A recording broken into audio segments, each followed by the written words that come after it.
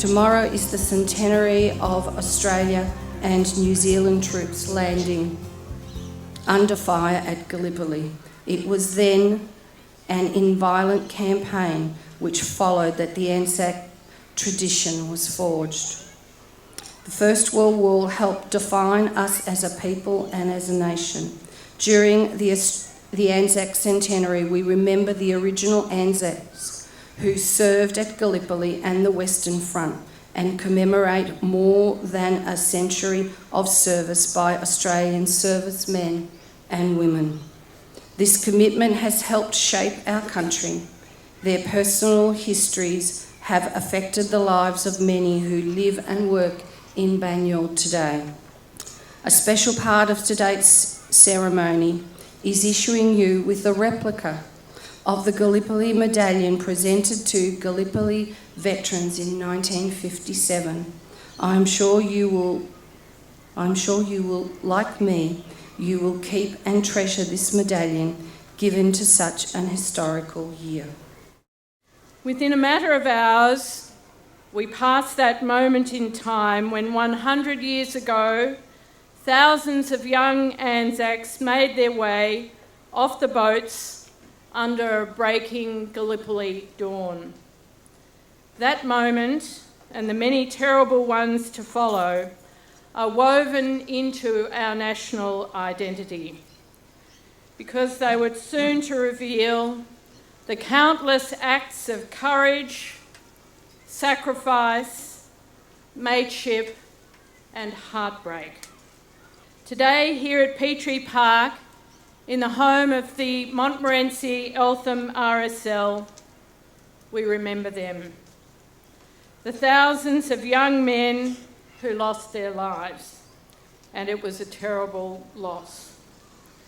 But importantly, what we see in front of us today is the next generation of leaders from our local schools take full ownership of these commemorations in our community. It is a way for all of us to come together to honour those who died and to celebrate the young people before us who will lead and nurture our nation into the future. I do want to say a very, very special thank you to Bill McKenna. Bill is the president of the RSL here at Monty and Eltham, and it's really Bill's endless belief in the possibility of bringing you all together today that has made this event so special. So to you, Bill, our very, very sincere thank you and huge admiration. There's a wonderful local historian and resident, Terry Phillips, a man who's done an enormous amount of local research. His records indicate that the last man off Gallipoli came from Greensborough. And one of the most prominent works of art commemorating fallen soldiers from the First World War that hangs in the Australian War Memorial, Meningate at Midnight, was painted by William Longstaff, an Eltham resident, and I understand a copy of the work hangs here in the RSL. William Longstaff served in the Australian Remount Unit in the Middle East, where his commanding officer was none other than Banjo Patterson. These are just two of the local stories, and there will be so many more as we commemorate the centenary of ANZAC through to 2018. So today and tomorrow, as we honour the fallen and remember the horror of the First World War, can we all join together to make sure that we do everything to work for peace? Peace in our own communities, peace in our country, and peace in the world. On this anniversary of the landing of the ANZAC New Zealand Armed Corps at Gallipoli, we commemorate the event with a special sadness, because for the first time, men who made the fateful landing on the 25th of April 1915 are all but gone. It is appropriate, therefore, that we revisit the reason why we commemorate ANZAC Day and exactly what it means to us as a nation and as individuals. It has often been said that Australia came of the age on the morning some 14 years after Federation.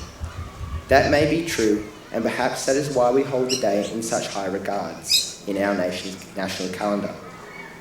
It is certainly not to celebrate a great military victory, because the landing and subsequent battle at Gallipoli was not that. The ANZAC force was landed at the wrong place after setting out at about 3 a.m. from the fleet of ships anchored offshore, on a night so dark that not even the shoreline was visible. They initially encountered fairly light rifle fire from Turkish defenders, but the Turkish positions were quickly reinforced, and by mid-morning the Australian and New Zealanders were faced with withering rifle fire and machine gun fire from above. At the end of the first day, 2,000 men lay dead for a gain of about 6 square kilometres and an advance of scarcely 1 kilometre inland, where they clung desperately to a small foothold. It was a military disaster from any viewpoint, except for the well-planned and successful evacuation that followed 8 months later. The final count of the dead was 250,000, of which 10,000 were ANZAC troops.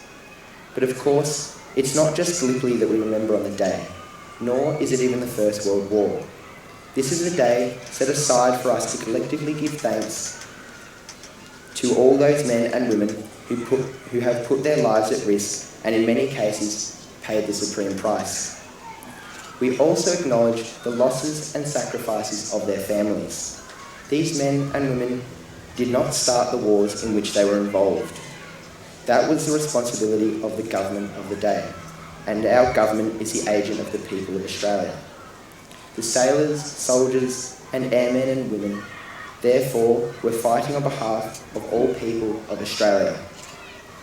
What they did was to offer their very existence when they were told that their country needed them. ANZAC Day is therefore a day for all Australians, regardless of religion, racial background or even birthplace. It is a day to commemorate the bravery and self-sacrifice of past and present generations. It is a day to acknowledge the selflessness of all those who have been prepared to lay down their lives for Australia, so that it can be a place of freedom for all. On this ANZAC Day, we thank and recognise those who served in the First and Second World Wars, Korea, Malaya, Vietnam, and more recently Cambodia, Somalia, Rwanda and the Persian Gulf, Solomon Islands, Timor-Leste, Iraq and Afghanistan. ANZAC Day is not a day for honouring war, for war is not something to be honoured. War is something that is used as a last resort when diplomacy has failed, and is used by a nation to safeguard its sovereignty. However, on ANZAC Day, we honour the people of Australia who have undertaken warfare to protect that sovereignty, no matter how distasteful it may have been to them personally and in spite of the risks of losing their lives. To them, on ANZAC Day, we say, be proud of what you have done, as we are proud of you. Parade yourself confident in the knowledge that your deeds are appreciated by the Australians whom you served. No matter which of Australia's battles you have fought, you have helped create a tradition which our relatively young nation can display with honour in any company. Amazing grace, how sweet the sound that saved a wretch like me. I once was lost, but now am found. Was blind, but now I see. Through many dangers, toils and snares, I have already come. God's grace has brought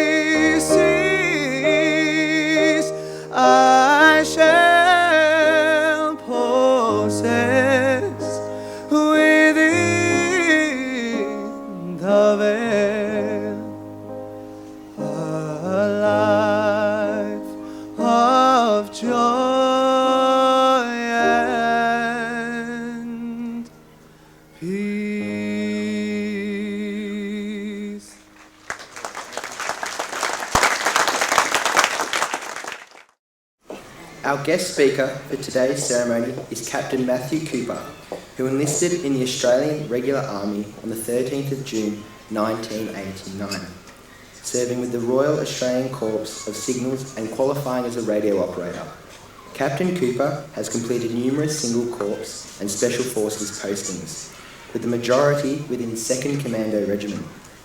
He has served overseas in various roles in Western Sahara, Iraq, East Timor and Afghanistan. Captain Cooper, who was promoted to captain in 2012, recently completed a posting on the 1st Armoured Regiment and is currently the second in command of Network and Communications Wing at the Defence Force School of Signals. Thank you for giving me this opportunity to join you for your ANZAC Day ceremony. To me, it's a great privilege to be with you today and represent the Australian Defence Force on this, the eve of the 100th anniversary of ANZAC Day. We meet here today not to glorify war or praise victors, but to remember those who have served our country during times of conflict and crisis, and to reflect upon their selfless sacrifice. This morning I'd like to talk about 3 aspects of ANZAC Day. Why do we commemorate ANZAC Day on the 25th of April? What the name of the day represents, and the nature of the ANZAC legacy. Firstly, the date. April 25th is, of course, the anniversary of the day Australian troops landed at Gallipoli in 1915. However, this event in isolation doesn't seem enough to make this date significant. Gallipoli was not the first time that Australians had been in battle, and it was by no means an outstanding success. Australians had previously fought in the Maori Wars, had deployed to Sudan in 1885, and had fought again in the Boer War between 1899 and 1902. Gallipoli was not even an Australian battle, for we landed and fought alongside the troops of New Zealand, Britain, France, India and Newfoundland. So why have we chosen April 25th? What made Gallipoli different for Australia was that it was the first major battle we Australians fought as a nation. Soldiers from every state of the new federated Australia volunteered and fought. What seared itself into our national soul was the sheer scale of casualties. Gallipoli lasted 8.5 months. In that time, 7,600 Australians and 2,500 New Zealanders were killed. 24,000 were wounded. Gallipoli was a battle we lost, and people still ask why we celebrate defeat. The answer is, I believe, that in commemorating ANZAC Day, we never set out to celebrate victory.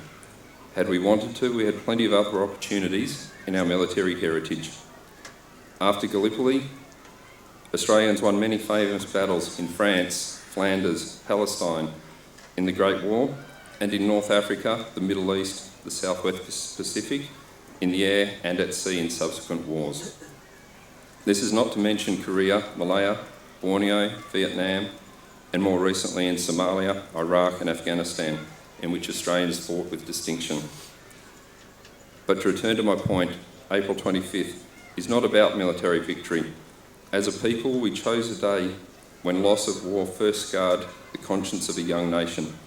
The loss was felt across the whole community, and it was a tragedy we can associate with. My second point about ANZAC concerns the very term, ANZAC Day. If you think about it, ANZAC is not a battle, and ANZAC is not a place. ANZAC is a collective noun for a group of people. Thus, ANZAC Day gives us, as a nation, the opportunity to think as individuals. Ordinary Australians serving the nation in times when we as a democracy have seen our land or interests threatened, to such a degree that it has been necessary to go to war. We think of those who served, those who joined to make the formidable fighting and support forces that Australia was and still is proud of. We salute their fellowship and courage. We think of the families, those who stayed behind. They battled their own problems in tough war times and supported those who fought. We salute their endurance and strength. We think of the prisoners and wounded, those who still suffer today. Above all, on ANZAC Day, we honour those who died for us, for our nation and for peace. But what of the ANZAC legacy? The fact that ANZAC Day is a day for the people is evident in the way that we mark it. It's not a day of military parades and power. It is a day of gatherings of veterans, of reunions, of services, of community involvement, of reflection and honouring our forebears. If we do celebrate anything on Anzac Day, it's a legacy that those fought at Anzac gave us, and those who followed them strengthened and enriched. In the face of adversity, the Anzacs demonstrated beyond doubt the necessary military virtues of duty, courage, teamwork, resolution and self-sacrifice. But to these they added a few unique qualities of their own: mateship, trust, a discipline based on earned respect and not assumed worth, initiative, resourcefulness, a wry humour, and what is often forgotten, a respect for the courage and capability of friend and foe alike. The excellent and unique reputation surrounding Anzac survives even today in our armed forces. Anzac Day is a great Australian and New Zealand tradition. It's celebrated all over the two nations and whenever Australians are overseas. It is our day, a day to remember with affection the courage of people and the value of friendship, to honour the dead and to acknowledge those who suffer still from the effects of war. This legend was poignantly put into words by Sir William Dean, Governor-General of Australia on Anzac Day 1999. Anzac is not merely about loss, it is about courage and endurance, and duty and love of country, and mateship and the survival of a sense of worth and decency in the face of dreadful odds. We do not celebrate victory or glorify war, we celebrate the human spirit, the spirit of Anzac. On this day, above all days, we remember those Australian men and women who died or suffered in the great tragedy of war.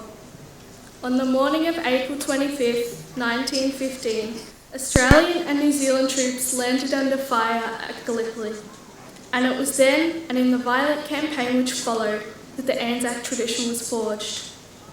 The elements of that tradition have inspired and offered an enduring example to later generations of Australians. Each year we pay homage not only to those original Anzacs, but to all who died or were disabled in their service to this country. They enrich our nation's history.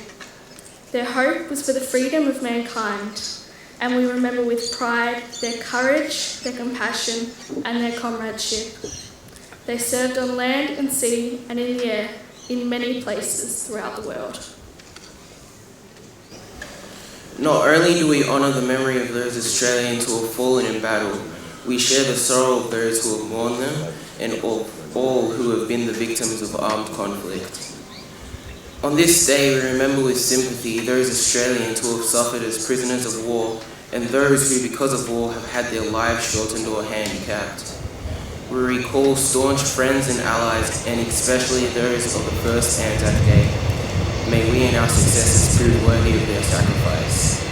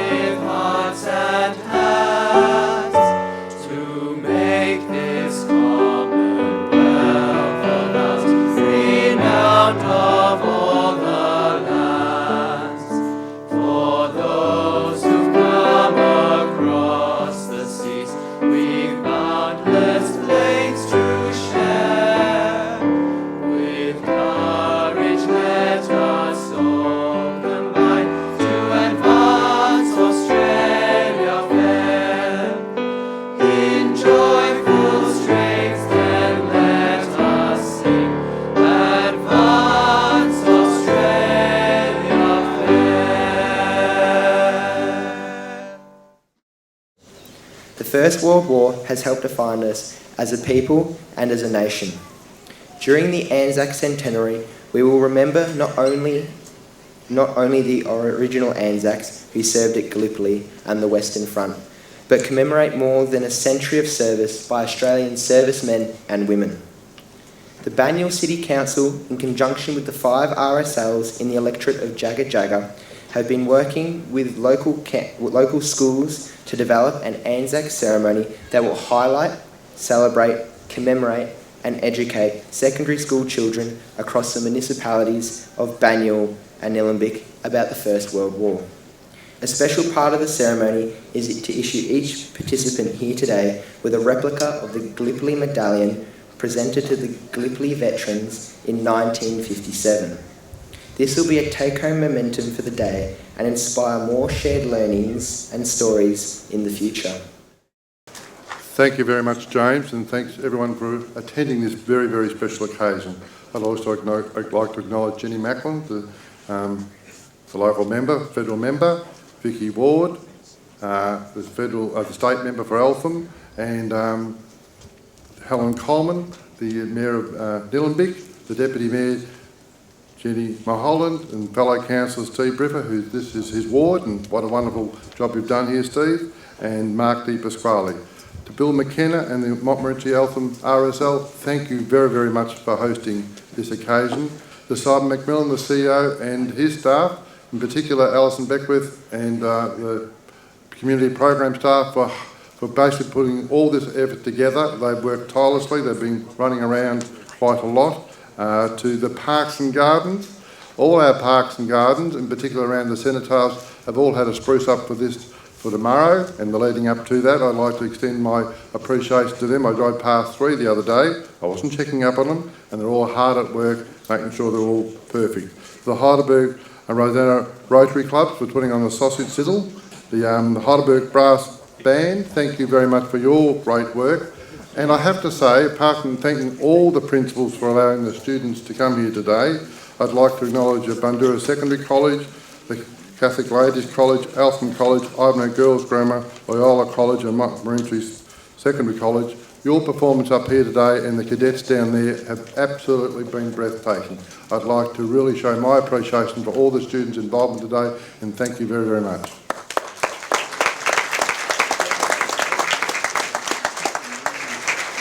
Just before I wind up, I'd also make a special acknowledgement of the Wurundjeri people and lands in which we're holding this ceremony, and particularly I'd like to pay tribute to those people, Indigenous people that fought in World War I and even World War II that were not recognised as Australians until 1967. They went and died for this country, fought for this country, and yet we did not recognise them until some 50 odd years later. So I'd like to pay particular tribute to them.